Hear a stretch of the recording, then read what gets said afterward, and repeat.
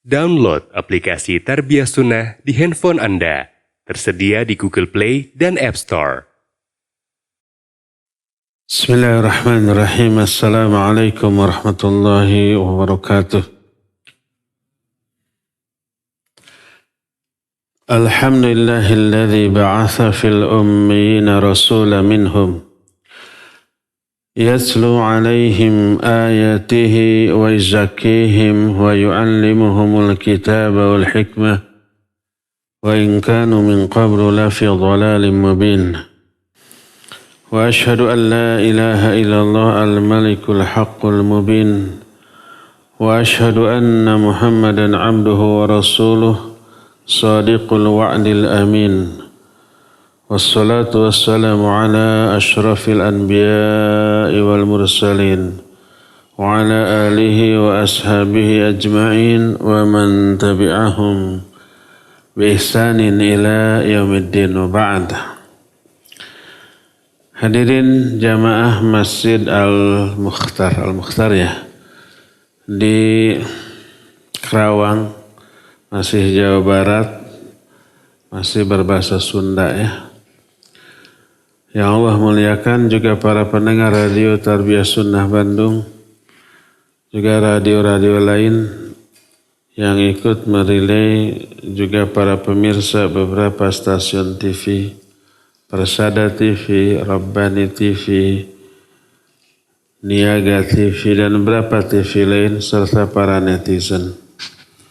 Alhamdulillah kembali kita berjumpa melanjutkan kajian yang rutin diadakan mengkaji tentang hari kiamat. Kita sedang membahas bab nasib orang-orang Islam yang durhaka di akhirat. Pada pertemuan terakhir yang lalu kita sudah menjelaskan orang-orang yang hidup bermewah-mewahan di dunia, mengejar harta untuk kesenangan di dunia, melalaikan kehidupan di akhirat nanti. Itu sudah kita terangkan. Kita akan lanjut. Salah satu jenis manusia yang akan bernasib buruk di akhirat di kalangan kaum muslimin adalah orang muslim yang durhaka dalam bentuk berkhianat kepada amanah. Allah Azza wa Jalla melarang kita khianat. Al-Quran surah Al-Anfal ayat 27 menyatakan, Ya ayyuhalladzina amanu la takhunu Allah wa rasulahu wa takhunu amanatikum wa antum ta'lamun.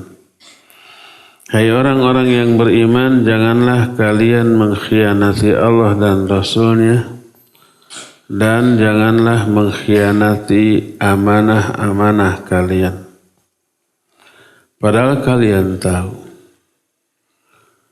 Larangan mengkhianati amanat menunjukkan mengkhianati amanah itu sebuah dosa besar yang terancam dengan azab yang sangat dahsyat. Oleh karena itulah maka Nabi SAW menyatakan, La imana liman la amanatalah, wa la dina liman la ahdalah. Tidak ada iman bagi orang-orang yang tidak amanah, orang-orang yang khianat. Dan tidak ada agama bagi orang-orang yang tidak menunaikan janji. Berdasarkan hal itu pula, maka salah satu di antara keburukan yang dimiliki oleh orang generasi terkemudian dari kalangan kaum muslimin yang disebut oleh Rasul sallallahu alaihi wasallam dalam hadis adalah generasi yang khianat terhadap amanat.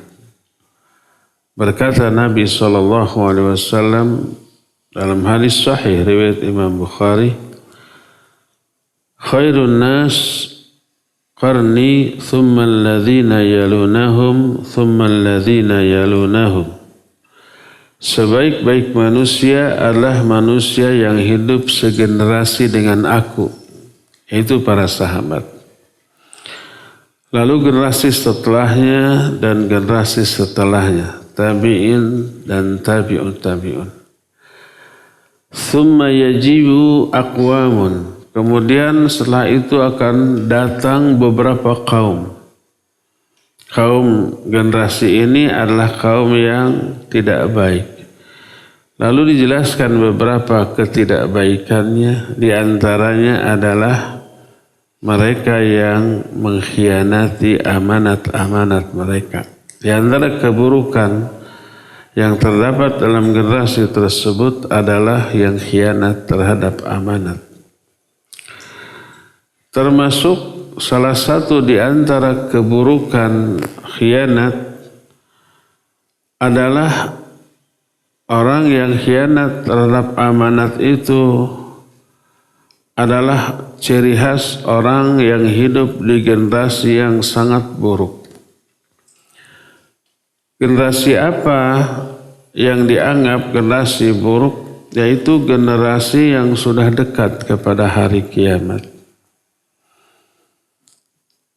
Salah satu di antara keburukannya adalah orang yang khianat diberi amanat, orang yang amanah dianggap pengkhianat. La taqumus sa'ah, tidak akan terjadi hari kiamat hatta yu'tamana al-kha'inu wa yukhawwanu al-amin. Tidak akan terjadi hari kiamat sehingga orang yang khianat diberi amanat, orang yang amanah dianggap pengkhianat sehingga tidak diberi amanah.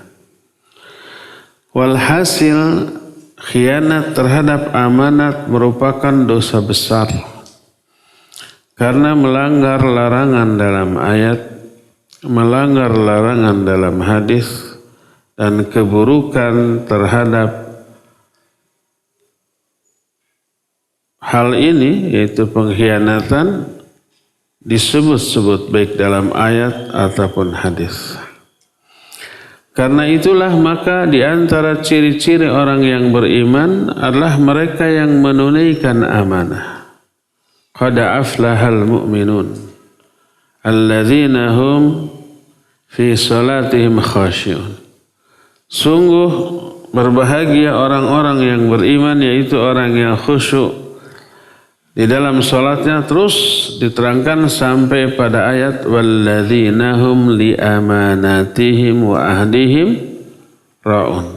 Orang-orang yang menunaikan amanah-amanah dan janji-janji mereka. Orang mukmin adalah orang yang menunaikan amanah.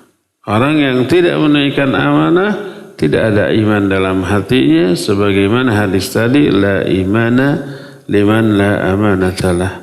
Tidak ada iman bagi orang-orang yang tidak amanah.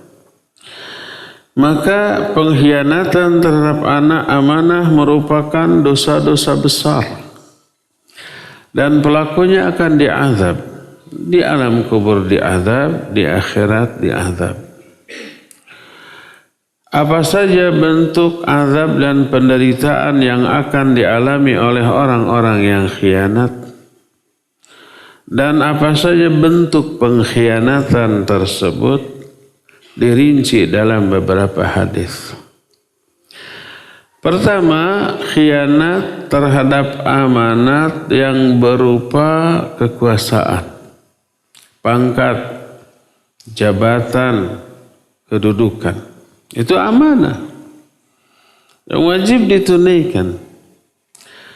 Ketika amanah ini tidak ditunaikan, dia khianat, dan pengkhianatannya Allah akan bongkar di alam akhirat. Seluruh bentuk pengkhianatannya itu akan dituliskan di muka umum. Di atas sebuah kain yang kemudian kain itu dikibarkan berupa bendera. Dan bendera itu disebut dengan sebutan Liwa'ul Ghadir. Artinya bendera sang pengkhianat. Diterangkan dalam beberapa hadis yang sahih. Di antaranya hadis yang diterima dari Ibnu Umar radhiyallahu anhuma, berkata Rasul sallallahu alaihi wa alihi wasallam, "Idza jama'a Allahul awwalina wal akhirina yaumal qiyamah yurfa'u likulli ghadirin liwa'un faqila hadhihi ghadratu fulan ibnu fulan." Apabila Allah mengumpulkan seluruh manusia dari awal sampai akhir pada hari kiamat, akan dikibarkan bagi setiap pengkhianat sebuah bendera. Lalu dikatakan, inilah pengkhianatan si fulan bin fulan. Semua orang melihat, semua orang jadi tahu. Walaupun tadinya tidak tahu, bahkan walaupun tadinya orang ini dianggap orang yang amanah. Betapa banyaknya pemimpin, penguasa yang melakukan banyak pencitraan sebagai orang yang tawadhu, rendah hati, amanah, gitu kan. Itu yang di-shot di media. Di belakang itu pengkhianatannya jauh lebih banyak. Orang tidak tahu, tapi di akhirat semua jadi bongkar. Hadis itu sahih diriwayatkan oleh Imam Muslim dalam kitab Sahih Muslim. Berkata Imam An-Nawawi rahimahullah ketika menerangkan hadis ini dalam kitab Syarah Sahih Muslim, wal ghadir alladhi yuwa'idu ala amrin wa la yafi bihi wal liwa' ar-rayatul 'azimah la yumsikuha illa sahibu jaisil harab aw sahibu da'watil jais wa yakunun nas taba'an lahu. Pengkhianat adalah orang yang menjanjikan sesuatu tapi tidak ditunaikan. Orang yang diamanati suatu perbuatan tapi tidak dilaksanakan. Itu ghadir. Adapun liwa, bahasa kitanya bendera, adalah bendera besar. Bendera ini tidak dipegang kecuali oleh komandan perang di medan perang. Dan orang-orang mengikuti orang yang memegang bendera ini. Kelak di akhirat, kata Imam An-Nawawi, fal ghadirul turfa'u lahu ar-rayah tusajjalu 'alaiha ghadratuhu fayufdahu bidzalika yaumal qiyamah.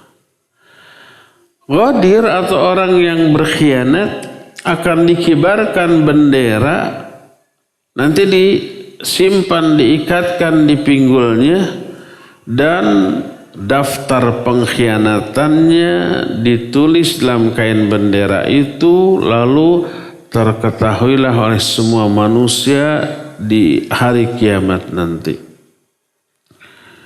Dalam hadis sahih riwayat Imam Muslim dari Abu Sa'id Al-Khudri radhiyallahu an, berkata Rasul sallallahu alaihi wasallam, likulli ghadirin liwa'un inda istihi yaumal qiyamah. Bagi setiap pengkhianat akan disiapkan bendera di samping pinggulnya pada hari kiamat nanti. Semakin banyak dan semakin besar kadar pengkhianatannya, maka akan semakin tinggi bendera itu diangkat. Semakin besar kain bendera itu, semakin banyak jenis pengkhianatan yang tertulis di sana. Sebagaimana diterangkan dalam Hadis sahih riwayat Imam Muslim dari Abu Sa'id. Lanjutan hadis yang tadi, berkata Rasul sallallahu alaihi wasallam, likulli ghadirin liwa'un yaumal qiyamah yurfa'u lahu biqadri qadrihi ala wala ghadira a'zamu ghadran min amirin amah. Bagi setiap pengkhianat akan dikibarkan bendera pada hari kiamat. Bendera itu diangkat sesuai dengan kadar pengkhianatan orang itu, dan ingatlah tidak ada pengkhianatan yang lebih besar dibanding pengkhianatan seorang amir secara umum. Penguasa kan ada level-levelnya. Makin tinggi levelnya, makin membawahi banyak orang, banyak tanggung jawab, makin banyak pengkhianatan. Mulai level RT, RW, kampung atau desa, kecamatan, kabupaten atau kota, terus provinsi, terus departemen, terus negara. Makin tinggi level kekuasaannya, makin banyak tanggung jawabnya. Kalau semakin banyak pengkhianatan karena tidak tertunaikannya tanggung jawab tersebut, maka makin banyak juga dosanya dan daftar pengkhianatannya makin banyak dan benderanya makin besar dan akan diangkat makin tinggi. Terlihat oleh setiap orang. Berkata Imam An-Nawawi, wa amirul amah wal hakim awil khalifah wa kanat qadratuhu kadzalika lianna dararahu yata'adda ila khalqin katsir wa lianna al-hakim awil wali yamliqul quwwah wa sultan fala hajata bihi ila al-qadar. Amir secara umum maksudnya adalah hakim atau khalifah. Dan pengkhianatan yang dilakukan madaratnya lebih besar. Kalau seorang RT khianat terhadap tanggung jawabnya, yang terugikan warga satu RT. Warga satu RT nggak akan 1000, ya paling beberapa ratus orang. RW membawahi beberapa RT, mungkin ribuan, tidak akan puluhan ribu. Desa ya mungkin puluhan ribu. Kecamatan apalagi. Dan yang paling tinggi kepala negara, ratusan juta kalau di Indonesia ya. Itu sekali berkhianat, rakyat yang dirugikan jauh lebih banyak. Karena itulah karena madaratnya, bahayanya, kerugiannya lebih banyak dan lebih besar, dosanya juga lebih besar. Benderanya juga nanti akan lebih besar. Tiangnya juga akan lebih tinggi. Daftar pengkhianatannya itu akan semakin banyak. Terlihat oleh semua orang dan terpermalukan di sana.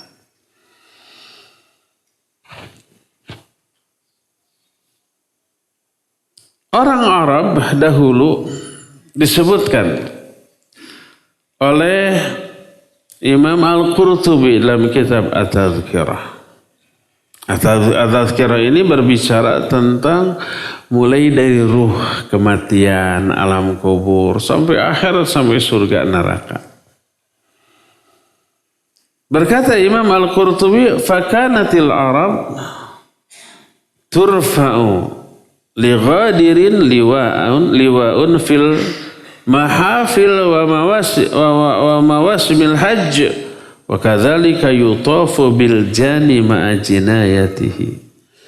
Orang-orang Arab zaman dahulu itu suka memasang bendera bagi para pengkhianat di haflah-haflah mereka.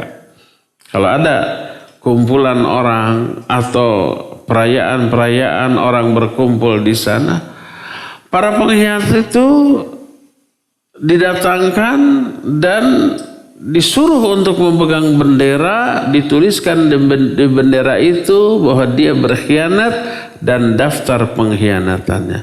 Wa mawasimil hajj, demikian juga di musim-musim haji.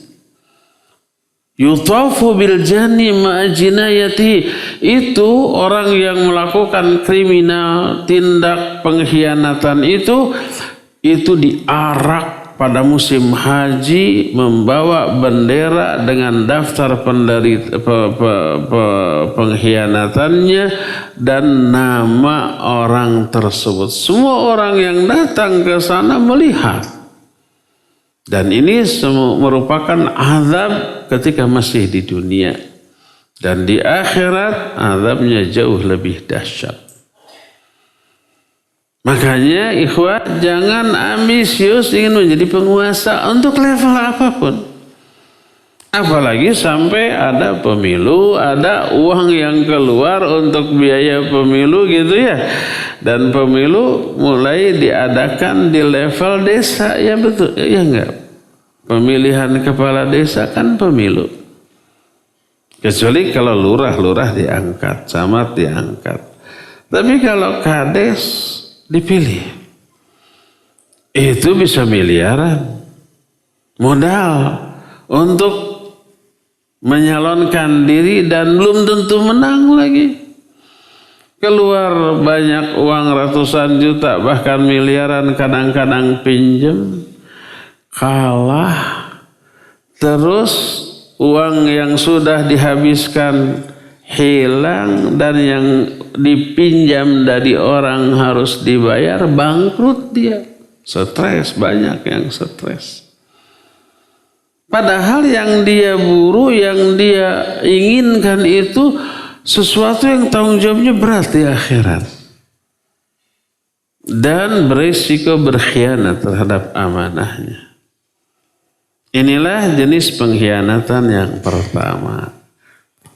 Mungkin orang yang seperti jarang, karena jarang orang yang memiliki jabatan. Pengkhianatan kedua ini nih. Bahkan yang kedua ini banyak juga dilakukan oleh para aktivis dakwah. Para penyelenggara dakwah. Bahkan ada yang menjadikan ini sebagai profesi untuk memperkaya diri. Hati-hati ini. Hati-hati para pengurus dakwah, kepanitiaan, yayasan yang menyelenggarakan banyak dakwah. Ini lahan untuk berkhianat terhadap umat. Khianat terhadap apa? Ingat, terhadap uang yang terkumpul dalam kegiatan dakwah. Ada uang di dunia dakwah? Ada, banyak. Karena apa? Karena memang seringkali banyak biaya yang harus dikeluarkan untuk sewa tempat, transportasi, untuk konsumsi, untuk biaya keamanan, sewa sound system, macam-macam.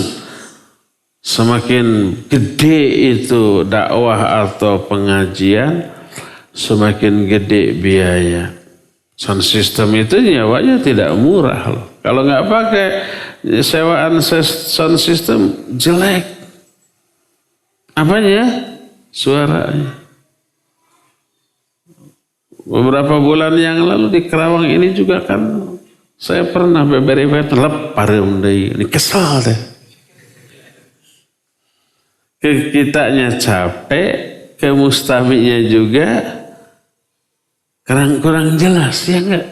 Apalagi yang ada di atas, ada di luar, enggak kedengaran sama sekali. Jadi ngapain itu diadakan pengajian? Yang datang banyak, sound system jelek. Maka mengantisipasi hal itu, sewa sound system. Yang bagus itu tidak murah, jutaan.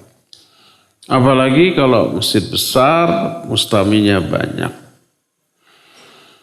Perlu uang? Perlu. Dari mana uang itu? Dari dua. Dari sponsor, dari jamaah. Dari kenceleng yang lewat. Ada sisa? Mungkin ada sisa. Tidak setiap pengajian ada sisa. Kadang tekor ya. Kalau tekor pengorbanan panitia. Dakwah di sana dengan uang. Kalau tersisa amanah. Kalau itu digunakan untuk memperkaya diri namanya ghulul. Bahasa kitanya ghulul itu korupsi. Uang amanah dari ummah untuk kepentingan dakwah dimanfaatkan untuk kepentingan pribadi. Hati-hati CEO di beberapa kota. Mengundang ustadz yang mengundang banyak jamaah ribuan gitu.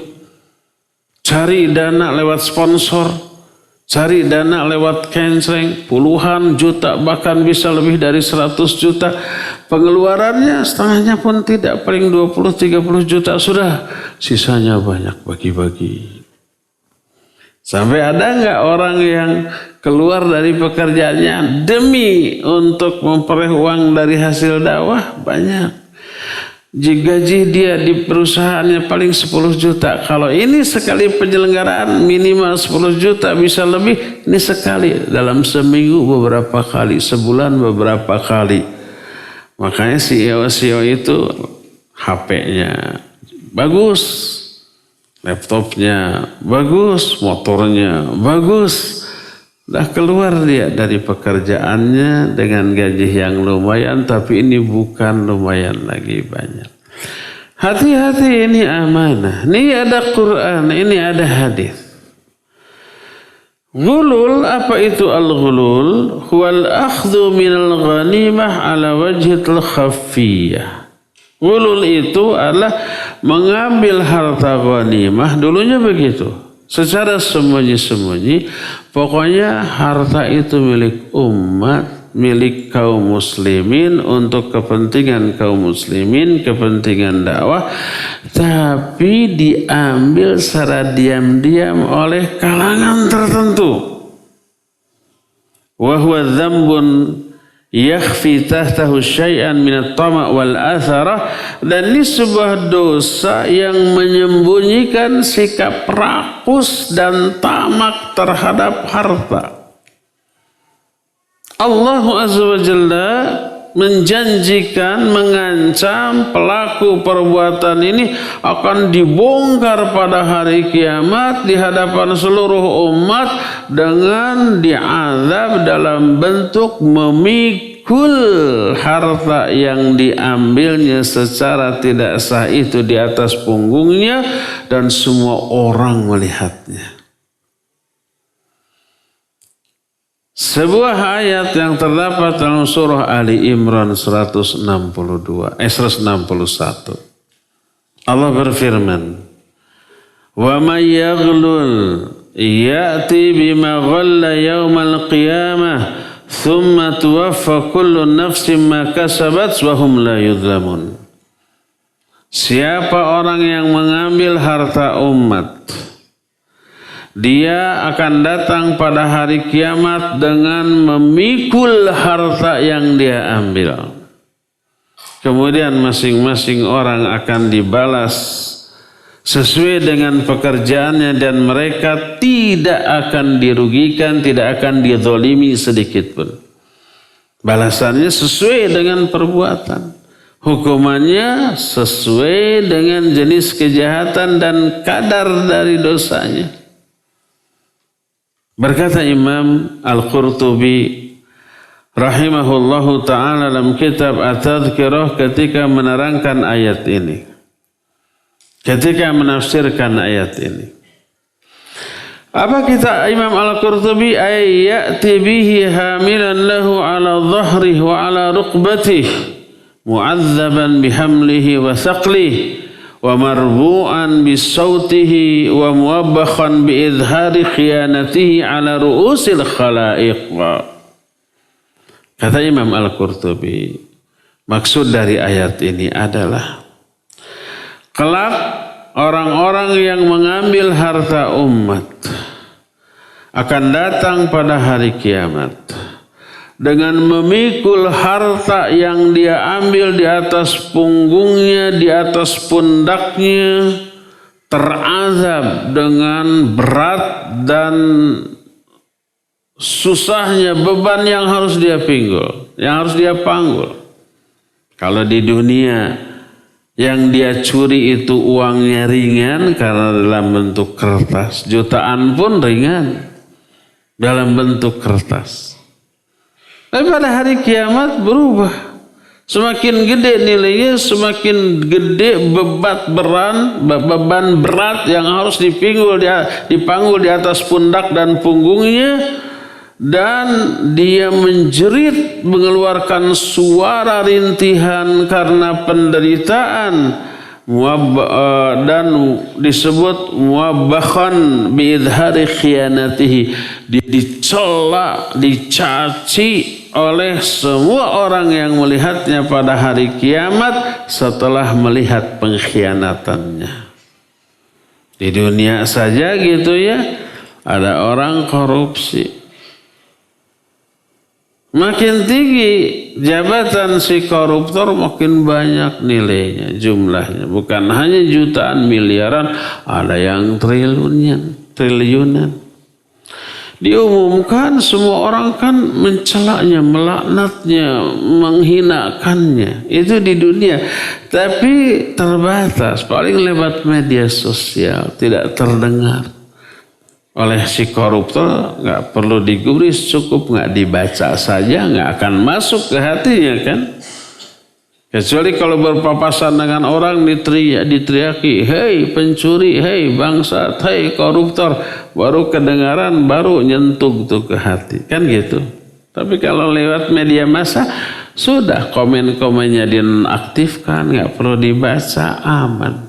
Di dunia, di akhirat, semua orang yang menghinanya, miliaran orang, semuanya terdengar mencaci dia, memaki dia. Berkata Imam Al-Qurtubi selanjutnya, wa minal ghululul hukam wal muwazzafin wal ummal wal wulat minal amwalil amah. Termasuk ghulul, kasarnya ya, katakanlah ghulul itu korupsi. Termasuk korupsi adalah korupsi yang dilakukan oleh para hukam, para hakim, para penguasa. Wal muwazzafin, para karyawan. Wal ummal, para pekerja. Wal wulat minal amwalil amah, dan orang-orang yang bertanggung jawab terhadap harta umat. Termasuk apa? Yayasan penyelenggara dakwah.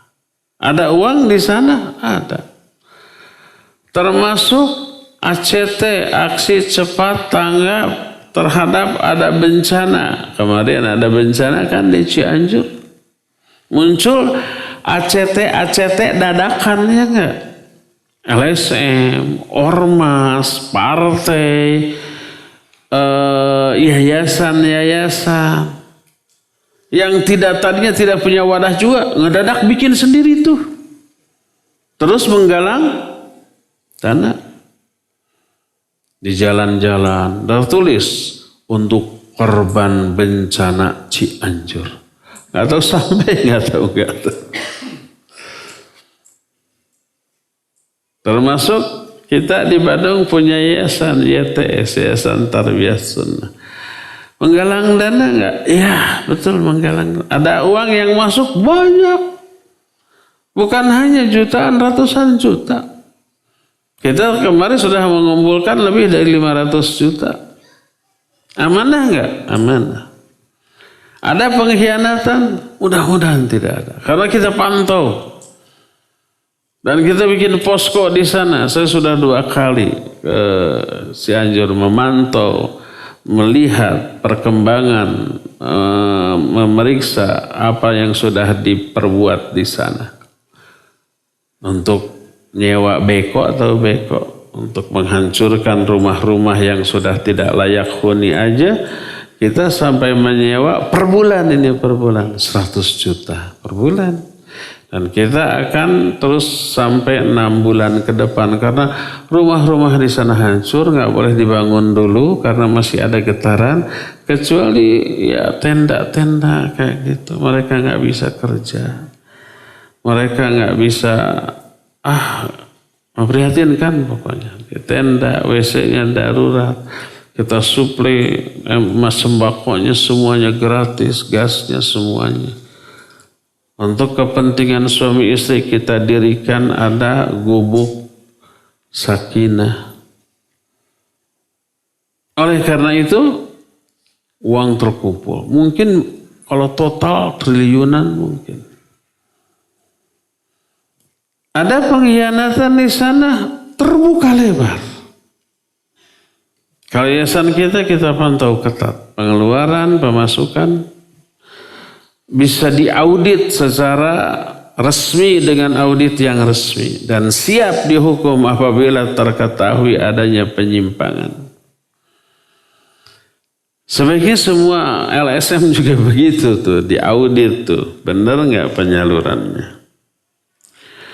Nabi SAW sudah menjelaskan bagaimana para koruptor ini mengalami penderitaan pada hari kiamat di banyak hadis.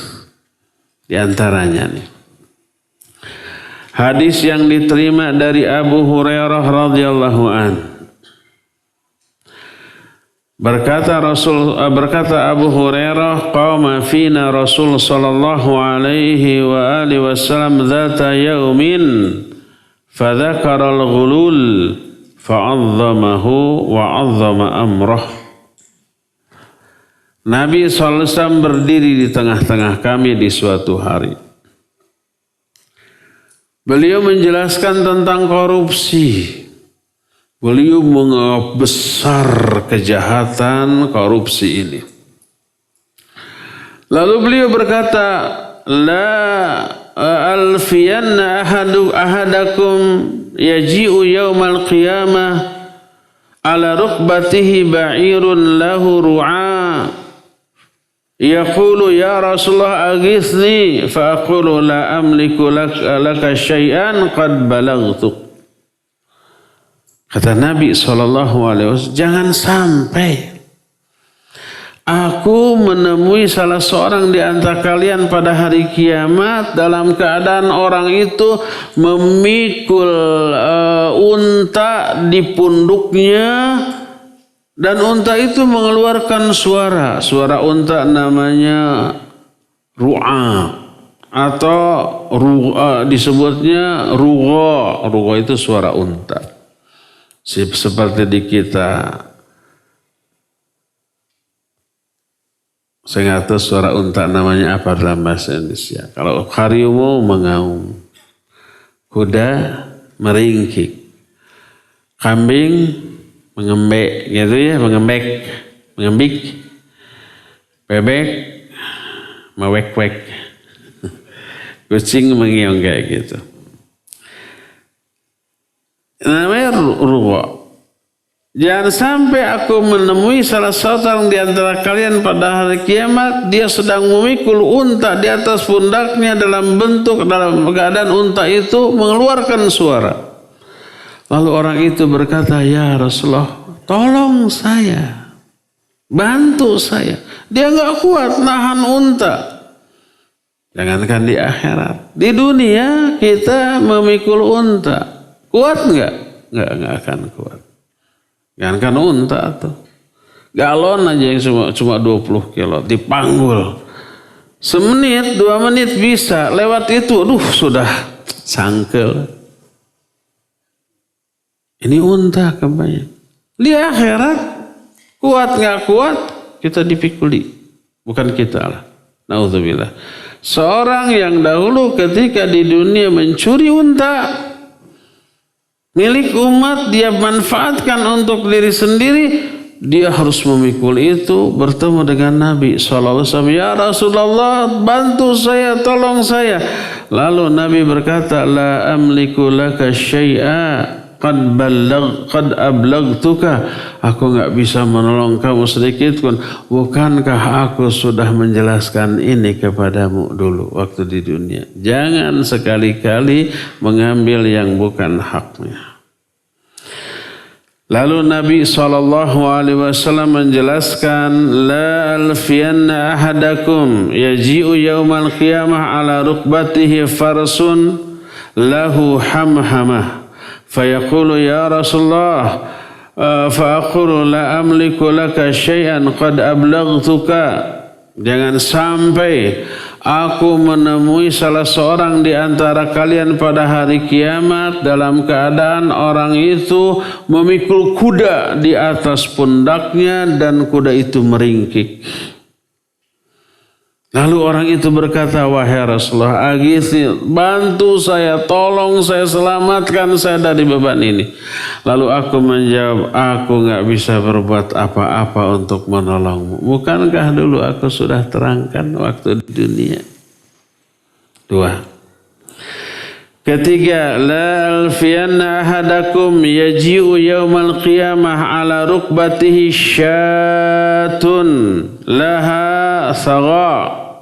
Yaqulu ya Rasulullah aghithni fa aqulu la amliku laka syai'an qad ablaghtuka. Jangan sampai aku menemui salah seorang di antara kalian pada hari kiamat dia memikul seekor kambing di atas kepalanya lalu berkata, ya Rasulullah, bantu aku, tolong aku, lepaskan aku. Lalu aku menjawab, aku enggak bisa menolongmu sedikit pun. Bukankah aku telah katakan kepadamu sejak dulu? Begitu terus disebut ayam, disebut yang lebih enteng dari ayam, disebut juga bahkan terakhir wala alfiyanna ahadakum yaji'u yaumal qiyamah ala rukbatihi samit fayaqul ya Rasulullah aghithni faqul la amliku laka syai'an qad ablaghtuka. Jangan sampai aku menemui salah seorang di antara kalian pada hari kiamat di atas pundaknya terpikulkan samit. Samit maknanya kata Imam Ibn Hajar az-zahab wal fiddah, emas dan perak. Termasuk uang, iya, karena uang bentuk lain dari emas dan perak. Kalau uang itu terbuat dari emas namanya zaman baheula mah dinar. Kalau terbuat dari perak namanya apa? Dirham. Uang bentuk lain dari emas. Termasuk orang yang ngambil uang yang bukan miliknya. Nanti pada hari kiamat dipikulkan di atas pundaknya. Bertemu dengan Nabi SAW. Lalu berkata, wahai Rasulullah, tolong aku. Nabi menjawab, aku enggak bisa menolongmu sedikit pun. Aku sudah sampaikan hal ini kepadamu sejak dahulu. Hadis ini sahih riwayat Imam Bukhari dan Imam Muslim dalam kitab sahihnya. Oleh karena itulah salah satu bentuk pengkhianatan yang akan menyebabkan penderitaan yang dahsyat di akhirat, khianat terhadap amanah dalam bentuk uang, dalam bentuk harta. Tadi tidak hanya uang, ada kendaraan berupa unta, berupa kuda, berupa kambing. Kalau kambing bukan kendaraan ya. Tapi unta dan kuda ya. Sekarang mungkin ada mobil dengan berbagai tipe dan merek, ada motor, ada sepeda juga yang diamanatkan sebagai titipan untuk kepentingan umum. Waktu kita awal terjadinya gempa Cianjur, kita kirim tim ke sana. Ada tempat-tempat tertentu tidak bisa didatangi dengan mobil atau dengan motor biasa. Harus dengan motor trail. Tanpa motor itu bantuan gak sampai ke sana. Kasihan kan? Kita butuh. Akhirnya kita searching berapa harga motor itu. Oh sekian, 30 sekian. Pas mau ngaji kayak begini diumumkan kita butuh motor untuk di Cianjur. dengan harga sekian. Siapa yang punya keluangan mohon hubungi. Dan 5 menit beres pengajian langsung diumumkan sudah terpenuhi hanya oleh seorang. Langsung kita belikan. Dan saya kemarin sempat numpak motor itu. Bari jeung guluang galeong. Dah hese atuh. Medannya juga susah. Terus sudah puluhan tahun gak pakai motor juga. Nah, itu kendaraan amanah, ya amanah.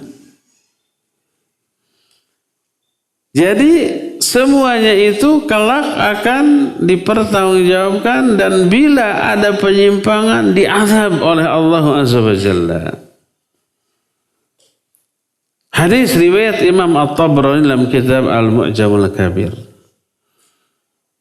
Termasuk Imam Al-Baihaqi dalam kitab As-Sunan meriwayatkan sebuah hadis bahwa Rasul sallallahu alaihi wasallam memberikan jabatan pekerjaan kepada seorang namanya Ubadah bin As-Samit radhiyallahu an.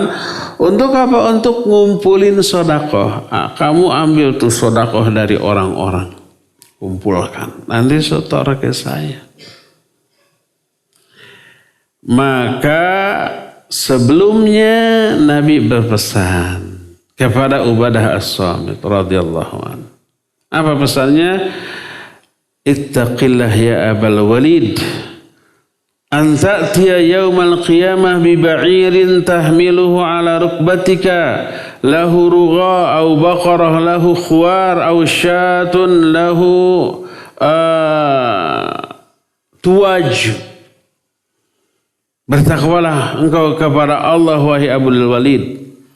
Jangan sampai kamu nanti datang pada hari kiamat dengan memikul unta yang harus kamu pikul di atas pundakmu dengan mengeluarkan suara, atau memikul sapi di atas pundakmu, sapi itu pun bersuara, atau memikul kambing di atas pundakmu, lalu kambing itu pun bersuara. Apa yang dimaksud suara? Menarik perhatian orang. Kitanya yang memanggulnya nggak ingin diketahui. Balam, tutup mulut. KTM, gerakan tutup mulut. Jangan sampai diketahui. Tapi yang dipinggulnya ngomong, weh, saya nggak tahu suara sapi gimana sih, suara unta gimana. Kalau suara mbe tahu mbe gitu ya. Karena kita minimal setahun sekali ketemu mbe. Sapi ketemu juga setahun sekali, tapi suaranya gimana lupa lagi. Moh gitu. Moh itu mah kebo. Sapi gimana ya. Nanti kita buka di YouTube. Suara sapi. Suara unta juga. Orang-orang mendengar, melihat. Oh ternyata dipikul oleh si pengkhianat ini nih. Dia korupsi dalam bentuk unta atau sapi atau kambing. Karena di antara zakat yang dikumpulkan ada yang berupa unta. Kalau hartanya berupa unta, berupa kambing atau berupa sapi, lalu tidak disetorkan, diambil untuk kepentingan pribadi. Nih, Imam Ibnu Katsir rahimahullah di dalam kitab tafsirnya ketika menafsirkan ayat yang tadi menukil satu riwayat tentang orang yang berkhianat dalam hal sedekah tapi dia merasa itu hak dia sebagai upah buruh, atau mungkin ada orang yang memberi hadiah kepada dia. Disebutnya hadiyatul ummal. Padahal dia sudah dapat jatah. Digaji untuk pekerjaannya. Sebuah hadis dari Abu Humaid As-Sa'idi radhiyallahu an. Dia berkata, istamala Rasul sallallahu alaihi wasallam rajulan minal Azad. Yuqalu lahu Ibnul Latibah ala sadaqah. Faqala hadza lakum wa hadza uhdiyali. Ada orang oleh Nabi SAW ditugasi untuk mengumpulkan sedekah. Termasuk zakat, infak, sedekah. Orang ini dari Azad, namanya Ibnu Latibah.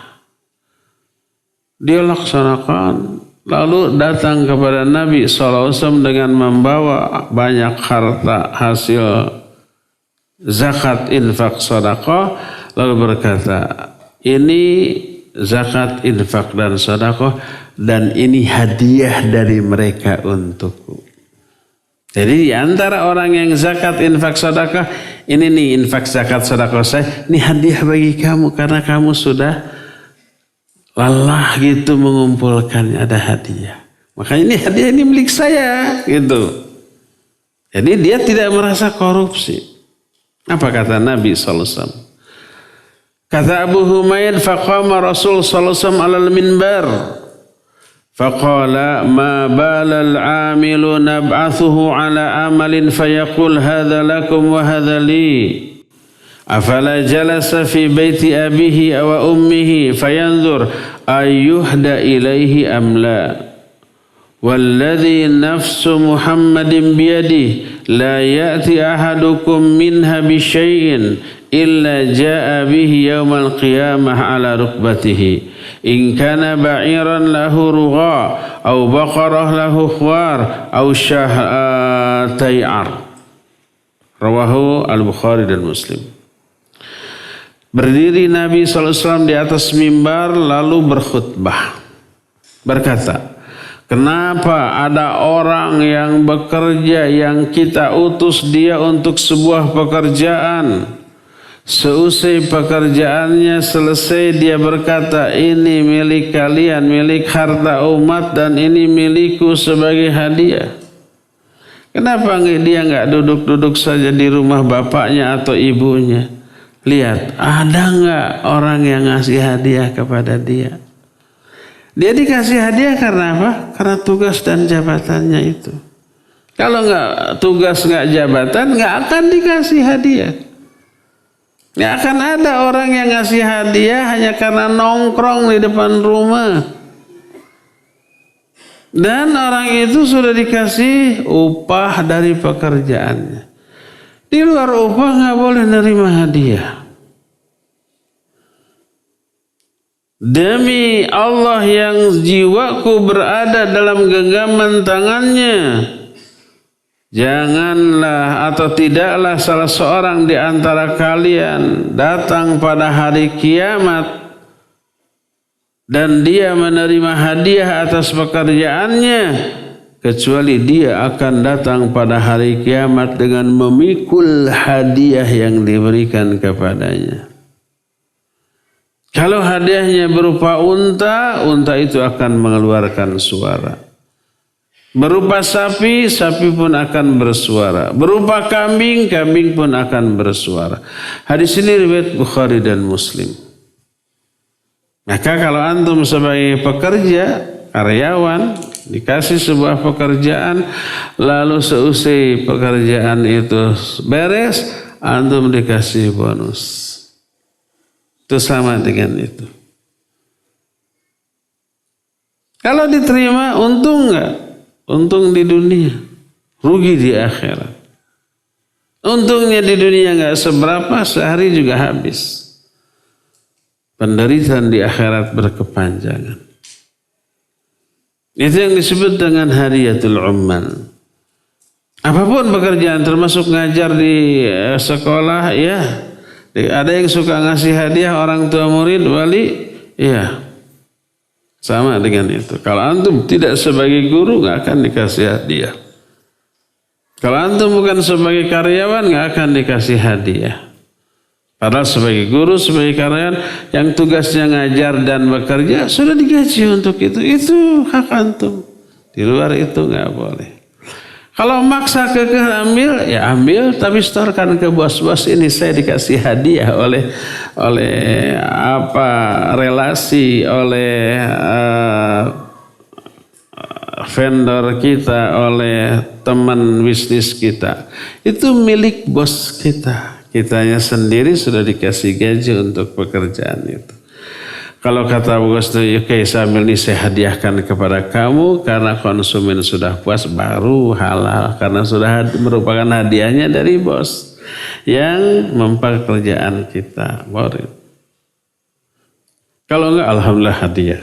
So, hadiah. So, ada yang ngasih, mana hadiah? Nah, itu mau ngasih, ini enggak. Hadiah dong. Enggak ada. Awas, nanti enggak akan dilayani lagi. Tuh.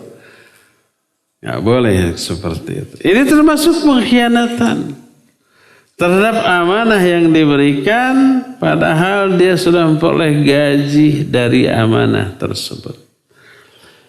Inilah pengkhianatan yang kedua berupa khianat terhadap harta. Harta itu baik uang, makanan, ataupun termasuk apa tadi? Termasuk kendaraan. Ini yang kedua. Pengkhianatan yang kedua adalah khianat terhadap harta. Ketiga, ini bukan pengkhianatan tapi pencaplokan. Nyuri. Termasuk yang dicurinya itu mungkin tanah. Kebun, sawah, atau batas tanah kita dengan batas tanah orang. Yang menjadi batas tanda batas tanah kita, tanah orang, apa biasanya? Patok, ya enggak? Digeser patok itu sedikit demi sedikit.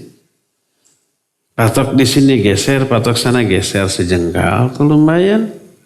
Sejengkal itu lebarnya, panjangnya ke sana berapa puluh meter. Kalau sawah, apa batasnya sawah kita dengan sawah orang? Galengan, ya enggak? Apalah galengan teh? Bahasa Indonesianya teh pematang siantar.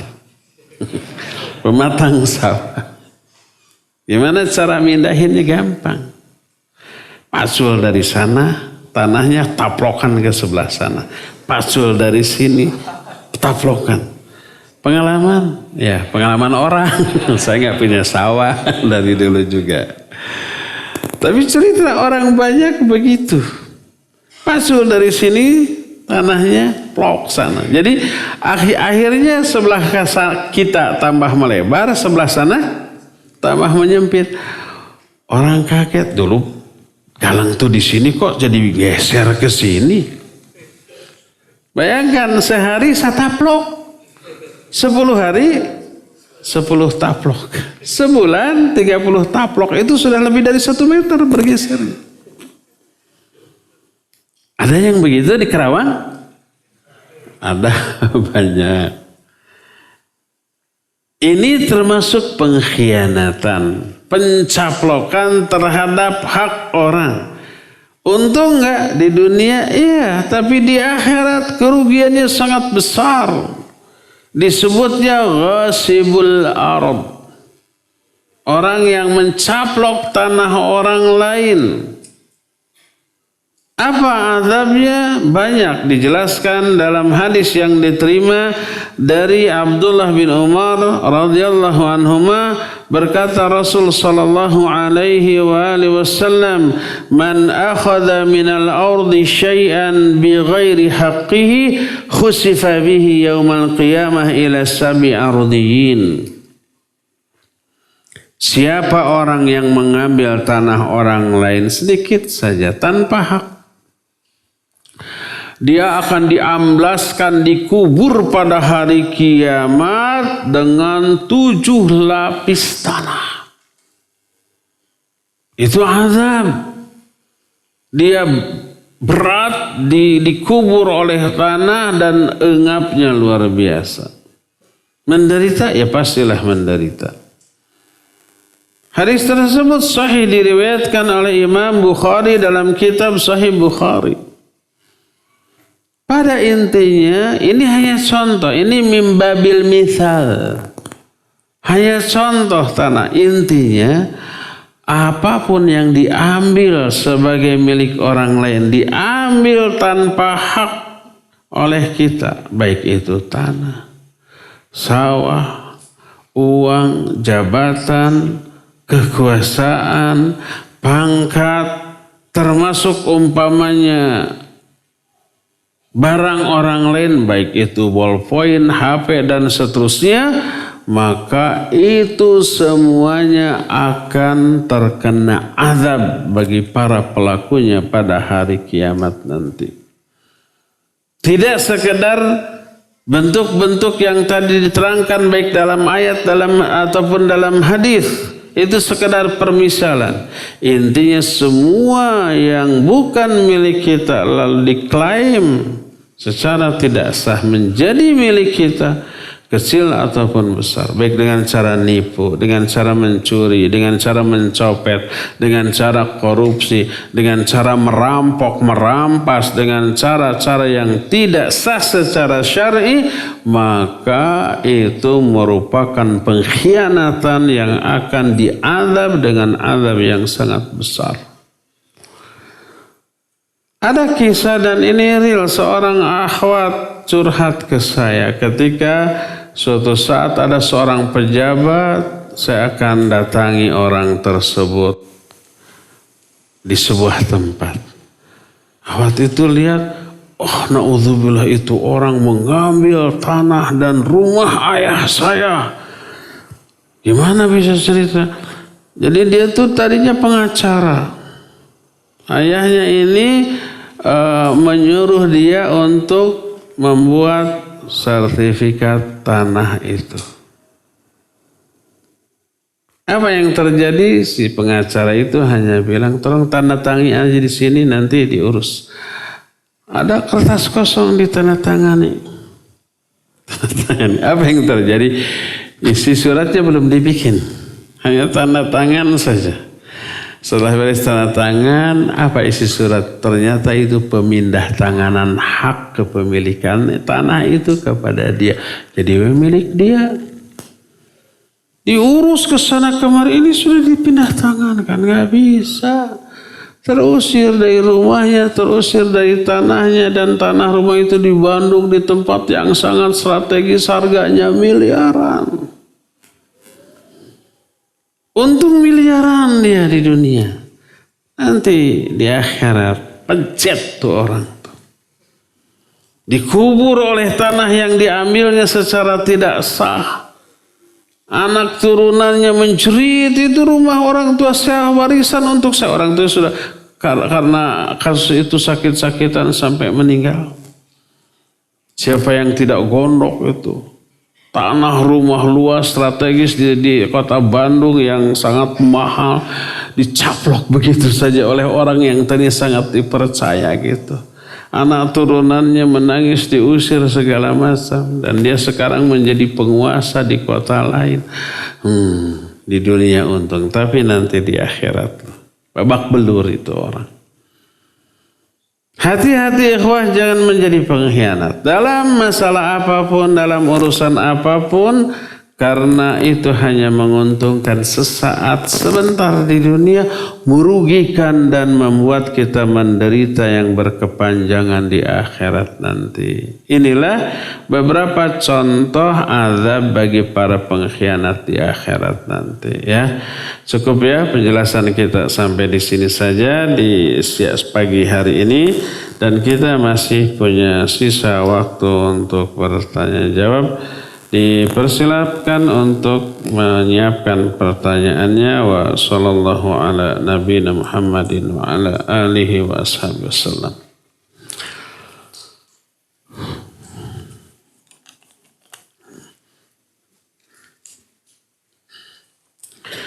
Pertanyaan pertama, semoga Ustaz senantiasa Allah Azza wa Jalla jaga. Amin.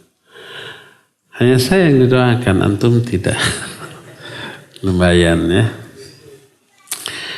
Mohon nasihatnya, sebagian ikhwan membuat akun dakwah. Akan tapi berdakwah melampaui batas. Berdakwah bukan dalam kapasitasnya. Bagaimana cara yang benar menebar kebaikan atau berdakwah di sosmed bagi orang yang sedikit ilmunya? Barakallahu fiik. Taib. Antum bisa melakukan dakwah dengan keawaman melalui media sosial dengan cara boleh mereshare atau menyebar ulang tulisan para ulama, para ustadz yang berilmu, atau cuplikan-cuplikan video tanya jawab tentang satu masalah tanpa dipotong, ditambah atau dirubah.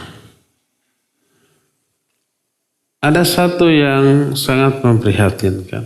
Di antara antum ada yang mengadu-adu antara ustadz kita dengan ustadz lain. Seolah-olah ini berpendapat dibantah secara langsung oleh ini. Padahal tidak nyambung. Cuplikan ustadz yang lain yang keliru, yang salah, yang menyimpang di-upload. Hanya masalah itu. Lalu dicari penjelasan ustadz kita yang bisa membantah itu. Lalu diadu-adu. Ya boleh. Ustadz yang bersangkutan ini orang lain ngebantah saya. Padahal bukan untuk maksud itu. Pengajian ini kapan, ini di mana gitu. Diadu-adu. Ada kan? Termasuk video saya juga ada yang diadu-adu sama yang lain. Itu menimbulkan kedengkian dan kebencian. Seolah-olah ini kalau bertemu pasti langsung berantem. Padahal kalau bertemu mungkin berpelukan. Adapun perbedaan pendapat lumrah di kalangan para ulama zaman baheula juga. Imam Syafi'i dengan Imam Ahmad perbedaan pendapatnya banyak. Tapi mereka saling menghargai, saling menghormati. Jangan ya ikhwan ya. Semoga yang suka mengupload video-video yang mengadu-adukan antar ustaz mendengar omongan saya ini dan bertobat dari hal itu. Gak boleh ya. Antum boleh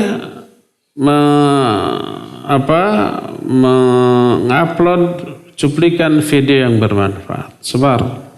Tanpa mengubah esensi konten yang sebenarnya. Silakan.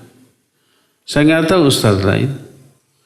Kalau saya wakaf, semua yang saya pernah omongkan silakan di-share tanpa dirubah, ditambah, dikurang.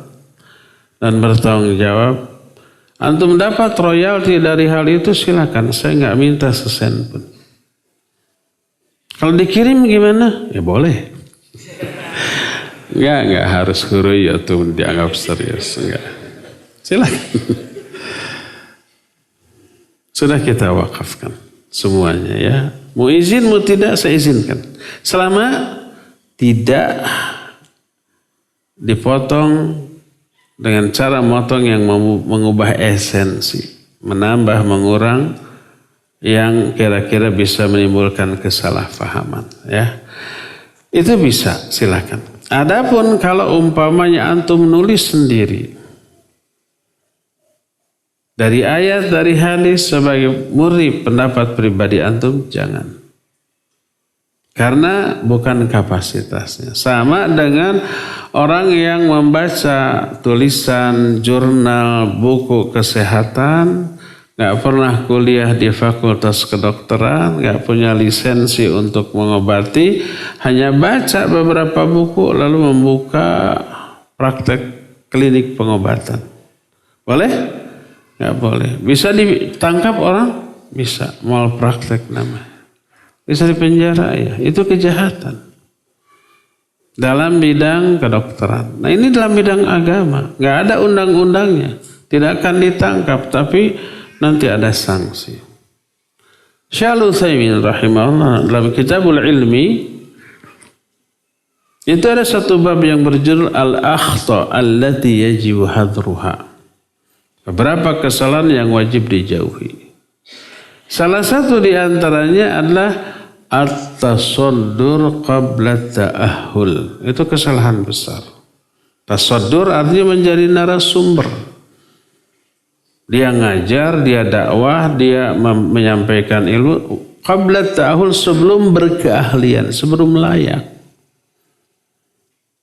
Orang jangankan bisa baca kitab, bisa nahwu sharaf, tajwid makhrajnya aja masih ngaco, baca Al-Quran aja masih banyak yang salah. Dia mengajar umpamanya dari terjemahan. Oh bahaya. Kesalahannya akan lebih banyak daripada benarnya. Jadi tahu dirilah. Kalau umpamanya belum memiliki kapasitas, jangan dulu berdakwah dalam bentuk menyampaikan ilmu yang bersumber dari dia. Tapi menyampaikan ilmu yang bersumber dari ahlinya, baik video atau tulisan yang kita share dengan tetap mencantumkan penulis aslinya, ya silakan bisa. Ya, jangan juga menjadi plagiat. Ini ada tulisan bagus, tulisan para ulama, dia kopas lalu cantumkan nama dia. Khianat nggak? Khianat juga, maling itu. Maling tidak boleh. Yang dia curi adalah hasil karya ilmiah, ya, diklaim milik dia. Izin bertanya di luar tema.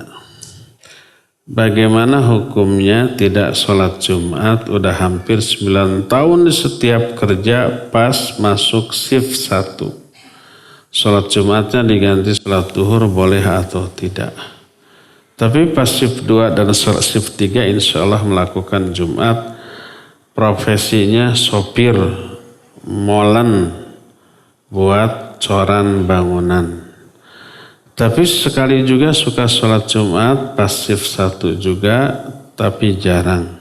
Karena harus antri atau macet. Pertanyaannya sah atau boleh tidak? Sholat Jumatnya diganti sholat duhur selama kerja shift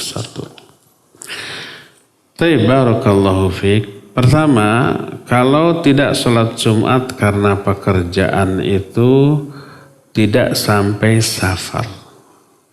Umpamanya di kantor. Ada yang harus jaga surikiti, satpam. Jadi sering kali heri gitu, jadi istilah aslinya lupa lagi apa? Surikiti. Security. Nah, ada videonya. Kamu kerjanya apa? Surikiti. Surikiti. Padahal satpam. Ada security. Kalau Jumatan dia Jumat kosong bisa dicuri, didobrak pencuri. Dan ini terjadi. Dulu ada yayasan Islam, yayasan sosial milik kerajaan Arab Saudi yang ada di Indonesia. Jadi pas Jumatan semuanya. Termasuk surikiti tadi. Termasuk satpam, security tadi. Beres Jumatan, komputer hilang, berangkas dibongkar, segala macam. Dan itu terjadi di beberapa kantor. Sampai mereka nanya kepada ulama. Di antara Syekh Al-Utsaimin rahimahullah. Sampai juga ke Lajnah Daimah. Keluarlah fatwa. Jadi bagi orang yang memang waktu Jumatan harus jaga. Untuk kemaslahatan umum boleh tidak Jumatan. Tapi hendaklah kalau bisa digilir. Jangan itu terus. Giliran umpah cukup 1-2 orang. Kalau bisa kehandle 1 orang, yang lainnya Jumatan. Kalau terlalu luas harus 2 orang atau 3 orang, 3 orang. Tapi giliran Jumat yang berikutnya yang lain. Ini sholat Jumat. Dibolehkan. Dan dia harus sholat duhur. 4 rakaat ya. Ada sunat qabla dan ba'da ya. Zuhur aja gimana ya. Dan dia tidak dosa. Salatnya sah, tidak dosa karena tidak Jumatan, karena hajah. Karena ada keperluan. Yang keperluan ini untuk kepentingan umum. Nah kalau umpamanya harus safar karena tugas, orang yang safar tidak wajib Jumatan. Tapi boleh Jumatan. Kalau memungkinkan. Tapi tidak wajib. Cukup dia sholat zuhur dan karena safar dia boleh diqasar 2 rakaat. Boleh dijama dengan asar 2 rakaat juga. Seperti contohnya sopir truk atau bus yang hari Jumat harus berangkat mengirim barang ke luar kota. Safar enggak? Safar. Dari Surabaya ke Jakarta umpah. Jumat di sholat Jumat. Pasti di luar. Kalau Jumatan dulu bakal dilempari itu truknya. Dia harus parkir di pinggir jalan. Bikin macet enggak? Toronton ini. Bisa bikin madarat ya. Bisa-bisa pas sudah beres Jumatan kempes tuh. Ada yang ngempesin. Madarat. Maka boleh tidak Jumatan. Karena statusnya safar. Apa yang harus dilakukan? Salat zuhur dan asar. Termasuk ini sopir molen ini tadi kan harus jalannya. Kalau sampai pada level safar, mau molen, mau bolen, maka silakan. Walaupun tidak sholat Jumat karena safar. Nah, sekarang kalau tidak sampai safar, hanya di dalam kota. Tapi ngirim adukan semen dari sini, paling 5 kilo di dalam kota, tapi hari Jumat. Dan antriannya luar biasa. Kalau memang meninggalkan pekerjaannya menimbulkan madarat, ya, maka boleh salat zuhur. Tapi sekali lagi, kalau itu rutin maka hendaklah digilir dengan sopir lain. Sopir ini sekarang Jumatan, nanti Jumat depan giliran. Kita yang Jumatan, dia yang shift pagi tersebut, ya, siang tersebut. Begitu. Insya Allah sholatnya tetap sah dan dia harus sholat duhur. Tidak dosa karena ada uzur.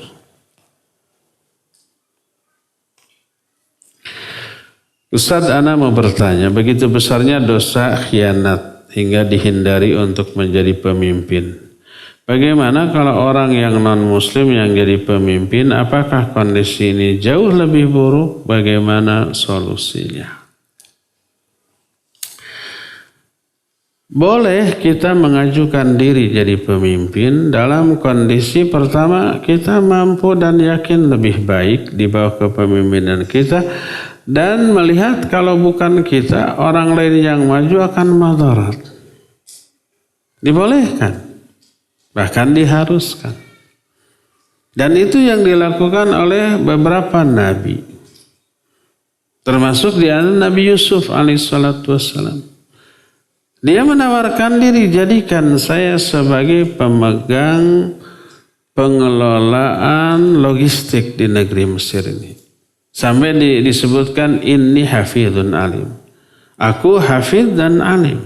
Aku hafidh itu bisa menjaga amanah ini dan berpengetahuan, punya skill tentang hal itu. Dibolehkan? Boleh. Seperti umpamanya nih, Jumatan, khatib yang mestinya jadwal nggak ada.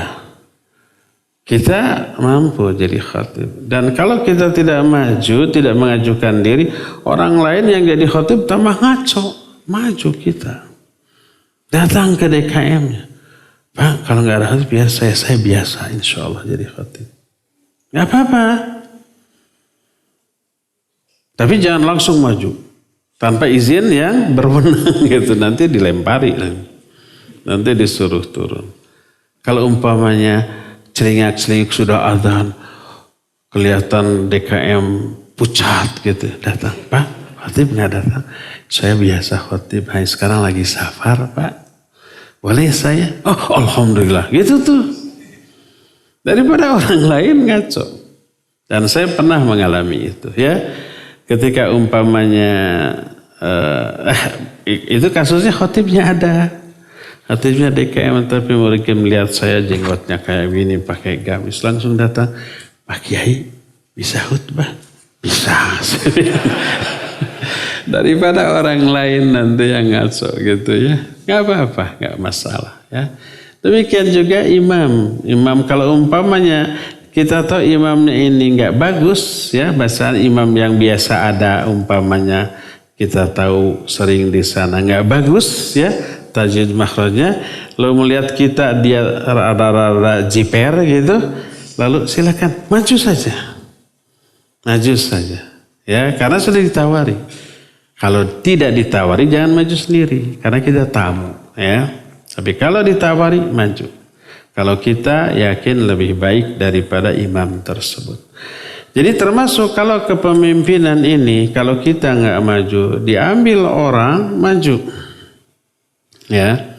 Dan yakin kita akan lebih baik. Wallahu a'lam.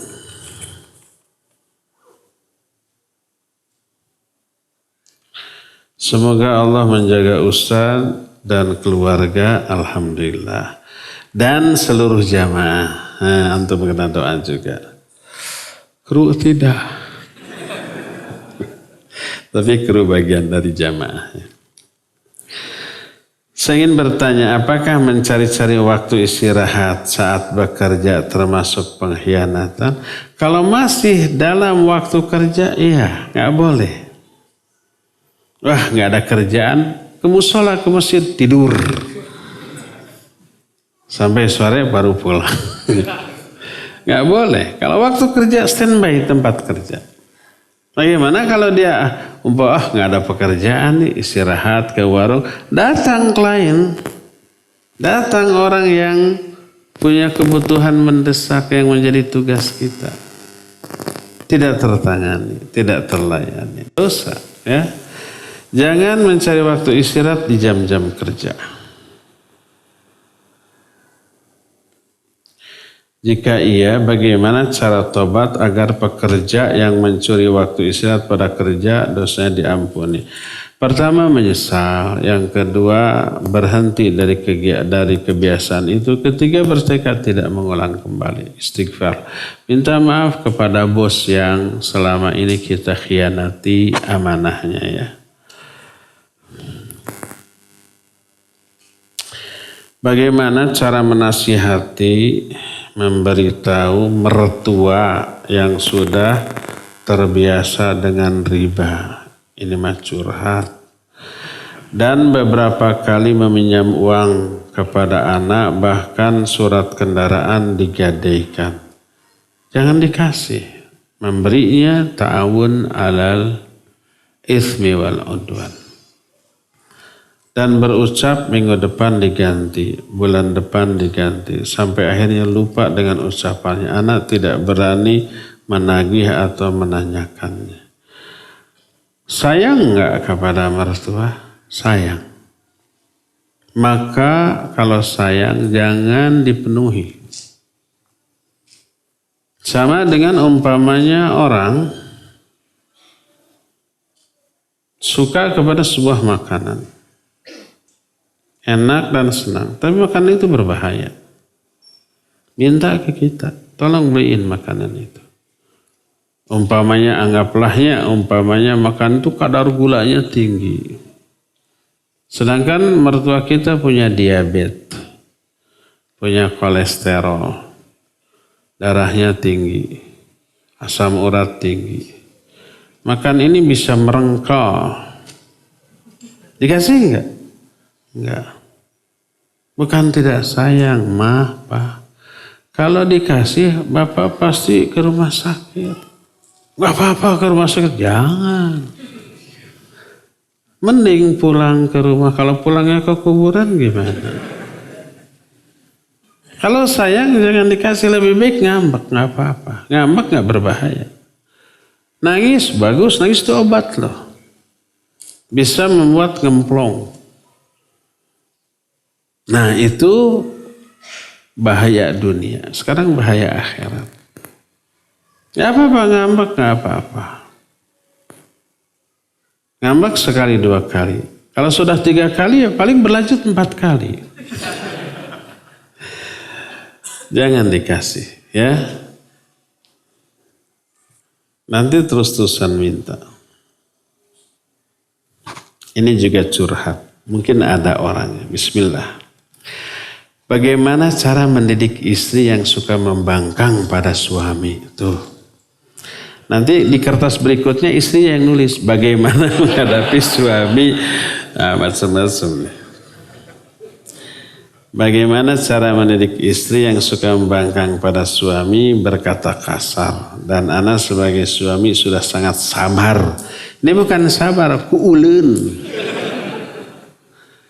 Sudah sangat sabar menghadapi sikap istri. Jika bukan karena anak, ana sudah pengen mundur. Ini modus, bukan karena anak, sebenarnya masih sayang ke istri. Nggak tahu istrinya ada apa enggak di sini. Taib, barakallahu fiik. Ada 3 tahapan mendidik istri. Pertama, sebelum istri durhaka, nasihati dia, didik dia, ajari dia. Ajak ngaji seperti ini. Biar tersirami rohaninya. Allah menyatakan wallati takhafuna nusyuzahunna fa'idhuhunna. Wanita-wanita yang kamu khawatirkan akan durhaka, akan nusyuz, berarti belum nih. Fa'idhuhunna, didik mereka, nasihati, ajari mereka. Ini yang pertama. Kedua, kalau sudah terjerumus, kata Ibnu Abbas, takut-takuti dia dengan murka dan azab Allah. Sampaikan ayat hadis yang mengancam istri durhaka dengan ancaman yang mengerikan. Surga dan neraka istri itu ada di tangan suami. Kata siapa? Nabi SAW. Seorang wanita datang kepada Nabi SAW ditanya, kamu sudah alaki bu'lun? Kamu sudah bersuami? Ya. Kaifa antilah? Bagaimana kamu kepada suamimu? Dia mengatakan, tak ada perintah dari suami kecuali aku lakukan, kecuali yang aku tidak mampu melakukannya. Kata beliau, fanzuri kaifa antilahu li'annahu jannatuki wa naruk. Perhatikan sikapmu pada suamimu, karena suamimu surgamu atau nerakamu. Walaupun istri rajin tahajud, saum Senin Kamis, baca Quran odoj, one day, one juz. Infak sedekah. Tapi durhaka kepada suami, neraka bagianmu. Begitu. Ditakut-takuti. Kalau sudah ditakut-takuti tidak juga berubah, masuk tahap kedua, wahjuruhunna fil madaji. Ini Al-Quran surah An-Nisa 34. Pisah tempat tidur. Jangan tidur bareng. Suruh pindah ke kamar lain atau dia yang pindah ke kamar lain. Ini butuhkan mental yang kuat. Jangan sampai kita yang menghukum, kita yang kalah. Jam 11 balik lagi. Biarkan. Kata Ibnu Abbas, la yukallimuha wa la yuhaddithuha. Selama pisah tempat tidur, jangan diajak bicara, jangan diajak ngobrol. Dibiarkan. Ini dihajar namanya. Hajar bahasa Arab, bukan bahasa Indonesia. Kata Quran harus dihajar. Cek. Hajar artinya didiamkan. Dimusuhi. Omongannya tidak digubris, tidak dijawab, dan dia tidak ngajak ngobrol kepada istri tersebut. Biarkan. Terus biar dia tersiksa dengan itu lalu bertobat dari kesalahan. Kalau sudah berapa lama nggak berubah juga, dibiarkan makin menjadi-jadi. Jurus pamungkas. Wadribuhunna, pukul dia. Siapkan jurus. Tapi ini boleh memukul seorang suami ke istri. Quran loh. Lihat An-Nisa 34. KDRT dong, bisa dilaporkan ke polisi? Enggak. Sebab ada batasan. Jangan memukul wajah dan jangan meninggalkan bekas. Wajah, kepala jangan. Dengan alat mukulnya. Apa alatnya? Cukup 1 jengkal siwak. Gosok sikat gigi gitulah. Pukulkan pahanya atau jangan menimbulkan bekas. Jangan memukul wajah. Selama ini yang jadi KDRT wajah yang dipukul dan ada cap 5 jari di sini. Lapor ke polisi ini. Oh iya, di visum benar. Coba kalau bagian lain tidak berbekas, lapor ke polisi. Saya KDR mengalami KDRT ke polisi. Kita visum ya Bu ya. Ayo ke dokter. Lihat mana bekasnya. Di mana dipukulnya, di sini. Mana bekasnya? Nggak ada. Teu bentol-bentol acan. Teu bohak-bohak acan. Bisa diproses?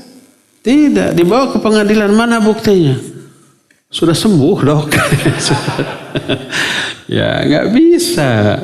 Kalau sudah sembuh harus ada hasil visum. Dokter mana? Nggak ada. Nggak bisa. Ya. Wadribuhunna. Pukul. Itu Quran. Jangan memukul wajah, jangan menjelek-jelekan, jangan berbekas. 3. Kalau sudah 3 ini enggak berubah, pas dipukul dia nangkis pasang kuda-kuda. Wanita ini udah bejat. Panggil orang tua istri, panggil orang tua kita sebagai suami. Allah menyatakan fab'athu hakaman min ahli wa hakaman min ahliha. Jadi datangkan hakim dari pihak laki-laki dan keluarga dari pihak wanita. Rembukan. Mau terus, mau putus. Kalau terus, ada kesepakatan. Kalau putus, ya sudah. Dan wanita ini syar'i lebih baik dicerai. Karena kalau sudah banal seperti itu, akhlaknya bejat, berbahaya bagi laki-laki. Nabi SAW menyatakan, Thalathatun, idza da'awullaha lam yastajib lahum. Ada 3 golongan manusia bila mereka berdoa kepada Allah, nggak akan dikabul doanya. 1 di antara 3 ini adalah rajulun lahu imra'atun sayyatul khuluq wa lam yutalliqha.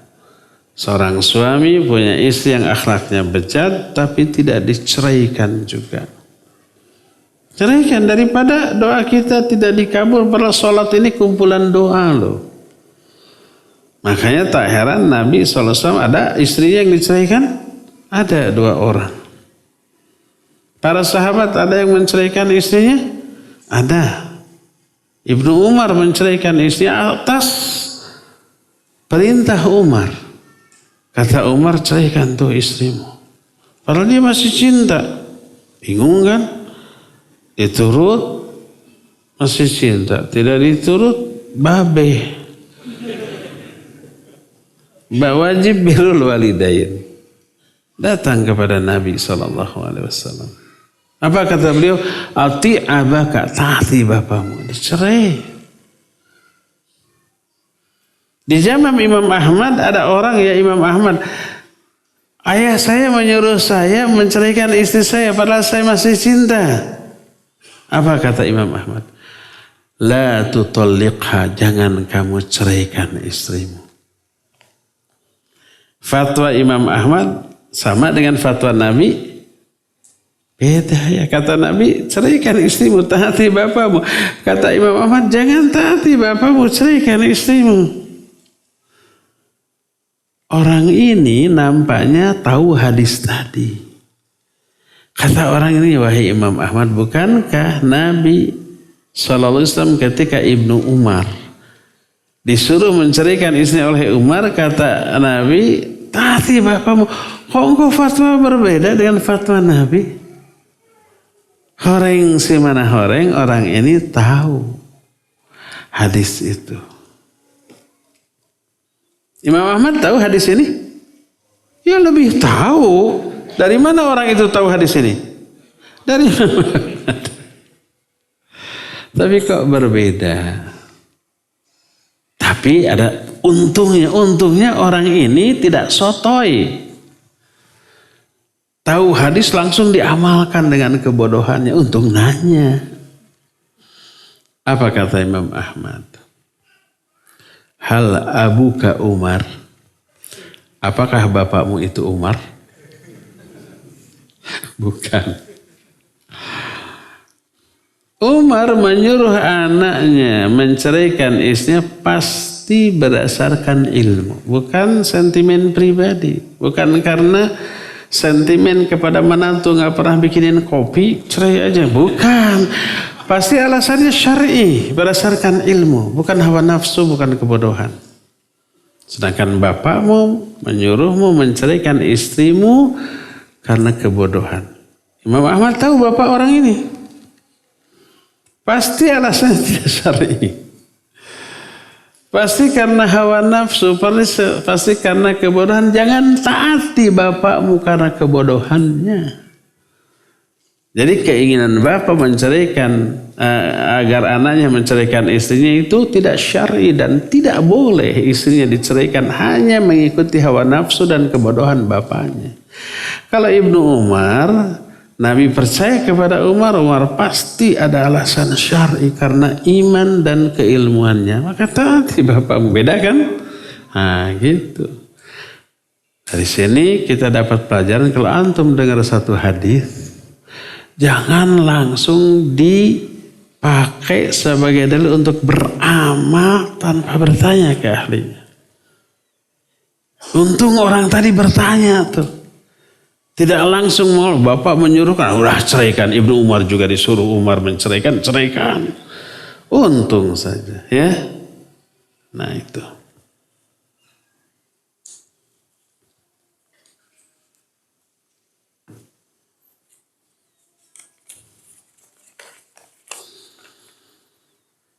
Assalamualaikum warahmatullahi wabarakatuh. Semoga Allah melindungi dan merahmati Ustaz dan keluarga. Amin. Afwan antum tadi. Hanya keluarga saya dan saya.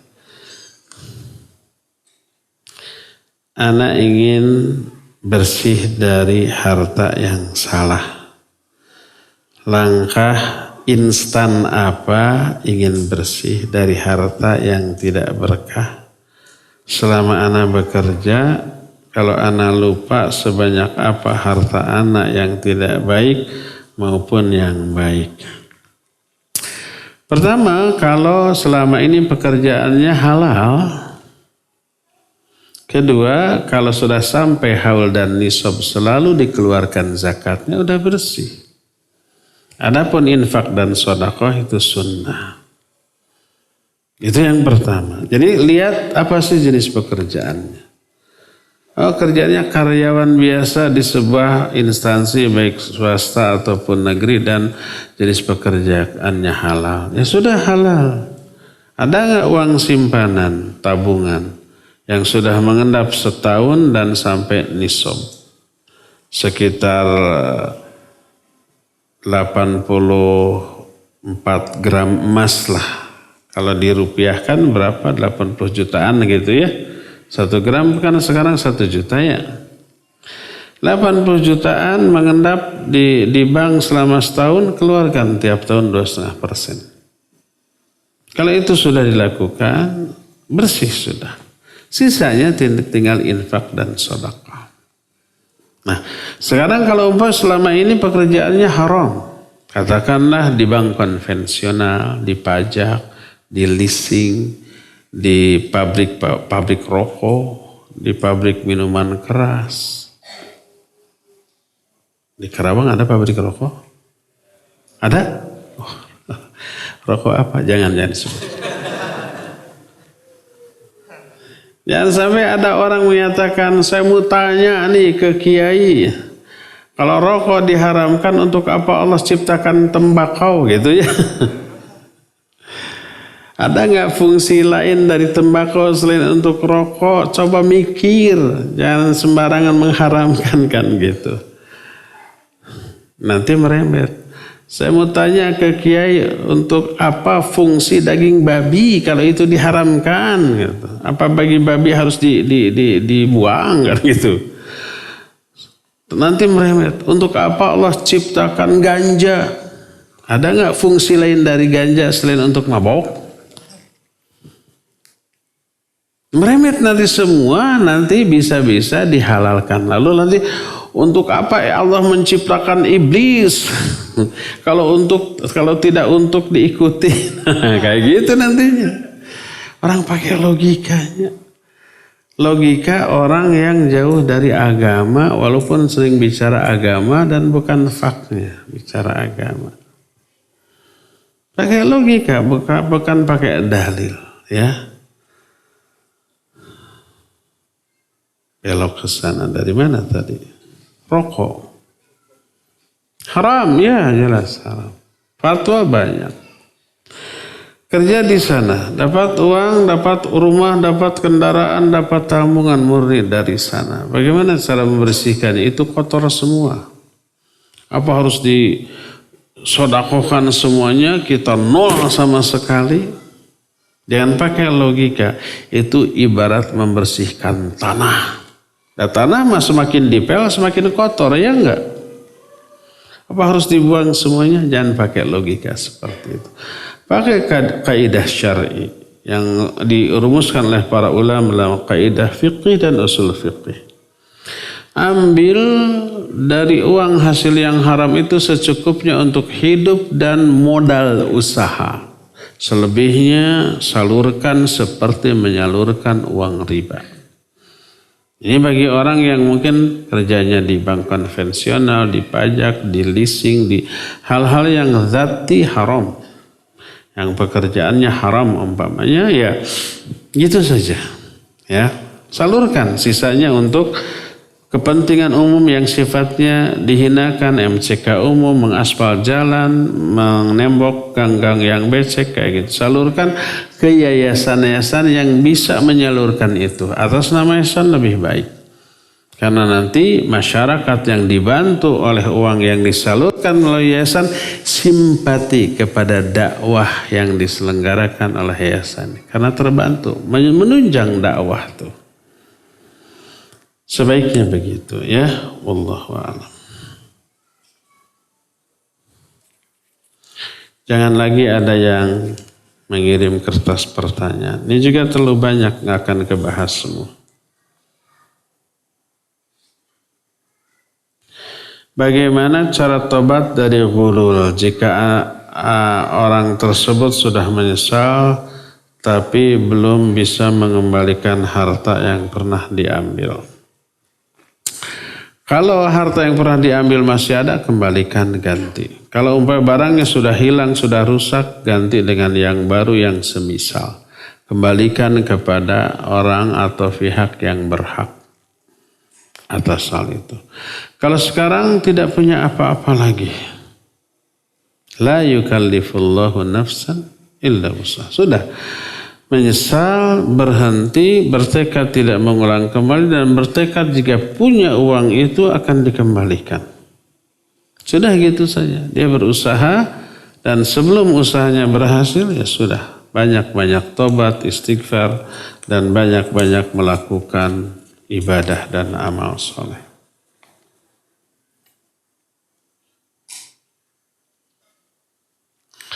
Saudara ana seorang guru yang pernah menerima ucapan terima kasih berupa uang dari orang tua murid.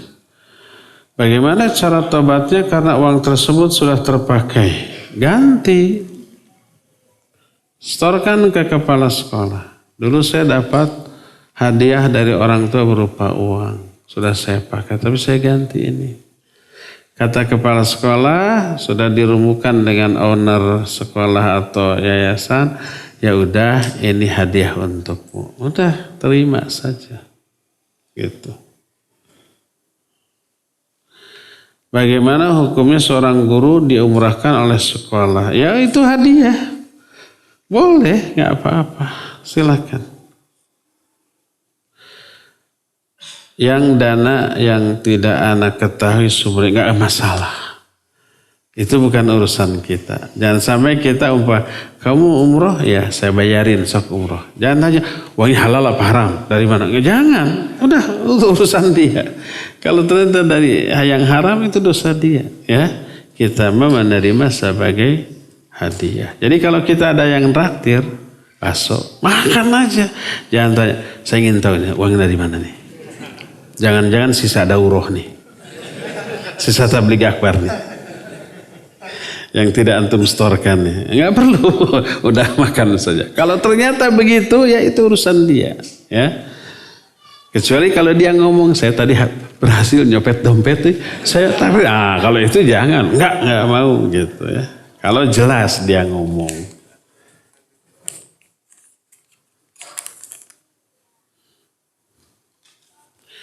Assalamualaikum WRWB. Waalaikumsalam warahmatullahi wabarakatuh. WRWB-nya nggak dapat pahala. Capek iya nulis, pahala enggak. Kalau terlalu panjang warahmatullahi wabarakatuh capek Ustaz. Dari sana dapat pahala dari capeknya. Pengen pahala nggak mau capek, gabut. Gaji buta. Pengen pahala nggak mau capek. Hai Ustaz. Hai juga. Baru seumur hidup ada yang nyapa hai. Hai Ustaz.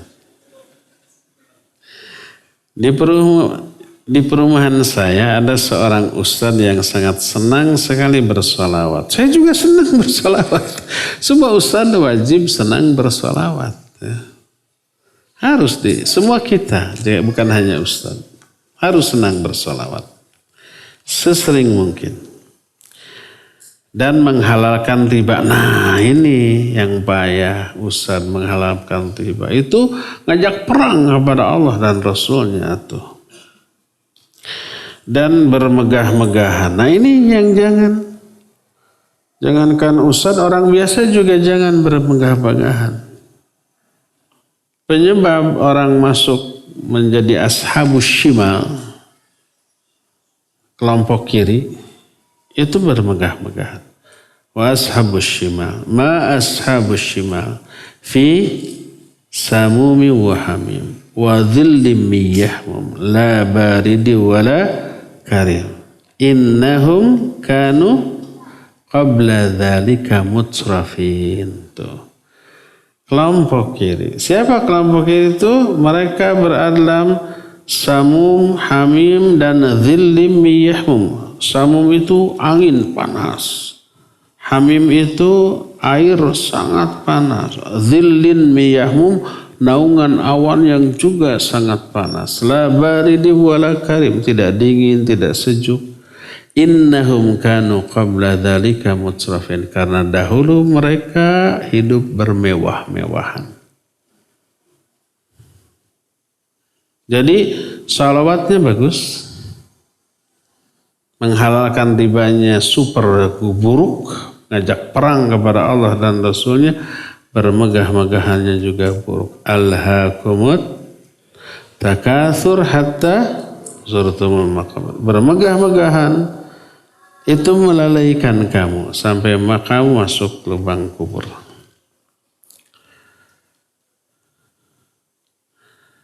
Di lingkungan selalu dipanggil Islam Wahabi. Apa yang harus saya lakukan Ustaz? Gak mungkin ada Ustaz Wahabi menghalalkan riba, mustahil. Siapa sih? Saya mesti kenal walaupun tidak satu kota. Minimal kenal nama. Ayo nama kita banyak Ustaz baru yang tidak dikenal ya. Ya apa-apa, walaupun tidak dikenal asal lurus gak masalah. Silakan antum ngaji. Cuma masa sih menghalalkan riba dan hidup bermegah-megah?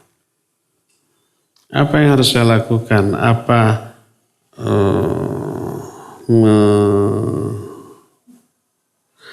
Apa melut Islam harus selalu orang berharta? Apa meluk Islam harus selalu orang berharta? Taib. Kalau yang dimaksud bermegah-megahan itu umpamanya, kelihatan hartanya banyak, rumahnya bagus, mobilnya bagus, ada lebih dari satu, kelihatan uangnya banyak. Selama uangnya itu sumbernya halal. Kedua, tidak melalaikan ibadah. Walaupun banyak uang, harta, selalu sholat ke masjid, selalu infak sedekah, selalu ngaji, selalu baca Quran, sering saum sunnah, gak masalah, bagus.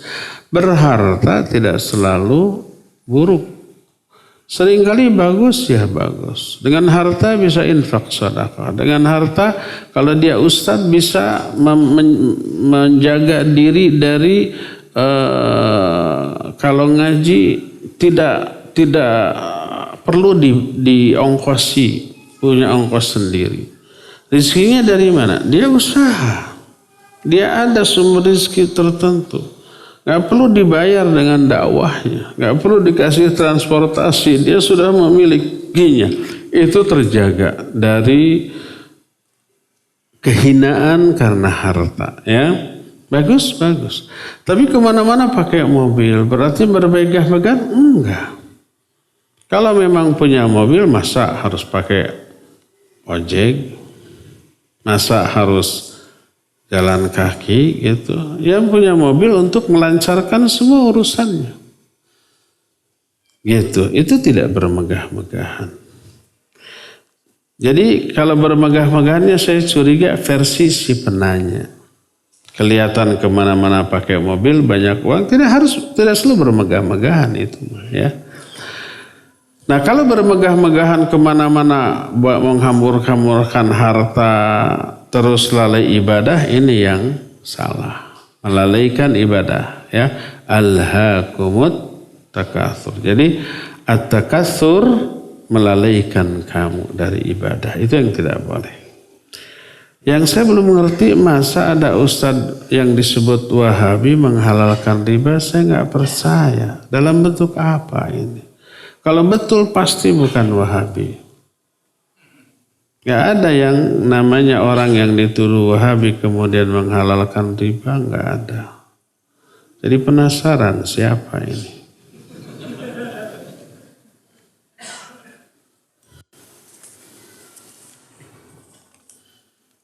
Kalau ini di sini, di mana di Kerawang dan orang yang hadir ingin tahu benar nggak? Mungkin ada klarifikasi. Benar Ustaz, itu saya, menurut saya harta itu riba itu halal. Pecat jadi Ustaz. Kalau memang begitu ya. Ini mah surat atau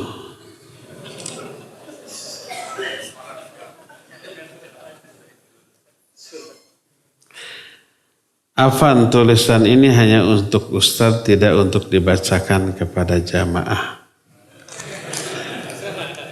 Nanti aja kalau begitu. Siapa tuh menyenangkan isinya.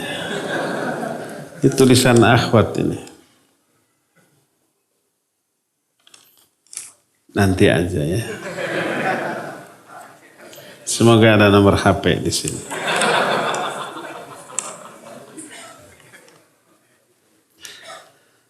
Bagaimana jika orang yang menggunakan uang dakwah atau uang orang yang korupsi bertobat, kemudian mengembalikan kembali semua harta yang digunakan tadi? Apakah Allah ampuni? Ya pasti. Jangankan mengambil uang umat, musyrik pun kalau tobat pasti diampuni. Ya. Ayat yang menyatakan innallaha la yaghfiru ayyushraka bih, Allah tidak akan mengampuni dosa syirik. Maksudnya kalau dosa itu terbawa mati, tidak ditobati. Kalau tobat diampuni. Para sahabat dulu musyrik. Kemudian masuk Islam, tobat diampuni. Apakah Allah ampuni dan kondisinya nanti tetap memikul harta? Enggak, kalau sudah tobat dihapus dosanya, dihapus catatannya. Kalau kita menerima hadiah berupa parcel setiap tahun ketika menjelang Idul Fitri dari supplier perusahaan tempat kita bekerja, apa ini juga bentuk pengkhianatan? Supplier itu di luar perusahaan tempat kita kerja ya, bukan dari kantor kita. Iya, parcel itu boleh kita terima, tapi kita setorkan ke kantor. Karena itu hak kantor. Supplier itu merasa diuntungkan oleh perusahaan kita. Jadi ngasih hadiah. Itu milik perusahaan kita. Setorkan, bos, ini ada yang ngasih parcel. Ini milik perusahaan bukan milik pribadi. Kalau kata bos, itu kan ngasihnya ke kamu. Iya, ke pribadi saya, tapi kapasitas saya sebagai pekerja di sini. Kalau saya nggak kerja di sini, nggak akan dikasih parcel. Kalau umpamanya tidak hanya kita, seluruh se-RT dikasih, ya baru itu bukan hadiah untuk pekerja, tapi untuk warga. Dan kita warga di sana. Iya. Jadi kita dikasih bukan sebagai individu, tapi sebagai karyawan dari perusahaan. Kalau bukan karyawan nggak akan dikasih.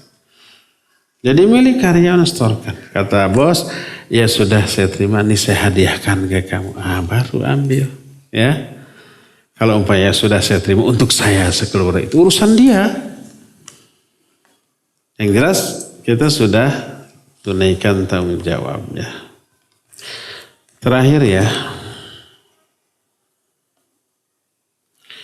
jika yang memberi hadiah kepada karyawan orang lain, apakah juga berdosa? Tidak, karena kita merasa puas oleh kinerja dia, tapi ke perusahaan. Kita ngasihnya ke perusahaannya. Nanti adapun perusahaan yang ngasihkan itu kepada karyawan yang memuaskan kita, itu urusan mereka. Jadi memberi hadiah atas pekerjaan yang bagus, yang memuaskan kita, boleh. Tapi itu sekali milik owner perusahaan yang memperkerjakan karyawan yang bekerja ke kita. Ya. Cukup sampai di sini saja. Subhanakallahum bihamdik.